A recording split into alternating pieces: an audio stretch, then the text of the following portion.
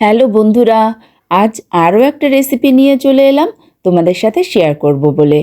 আজ তোমাদের সাথে শেয়ার করব তাজা তাজা পাবদা মাছের ভুনা। যে শীত পড়েছে একেবারেই হাড়ে হিম ধরে যাচ্ছে, তাই গরম গরম রান্না করে গরম গরম খেতে হবে। বাজার থেকে আজ পাবদা মাছ নিয়ে এসেছিল।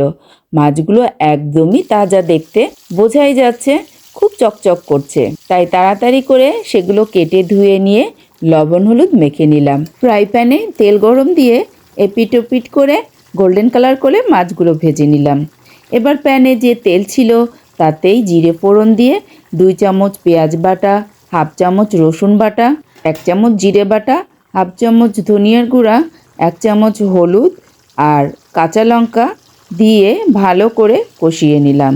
মশলাগুলো ভালো করে কষানো হয়ে গেলে ভাজা মাছগুলো দিয়ে এবার অল্প করে জল দিয়ে তেল ভেসে না ওঠা পর্যন্ত জাল করে নিলাম।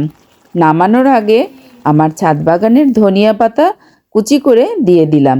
এবার নামিয়ে গরম গরম ধোয়া ওঠা ভাতের সাথে পরিবেশন করলাম পাবদা মাছের ভুনা। রেসিপিটা তোমাদের কেমন লাগলো বন্ধুরা, জানাতে ভুলো না।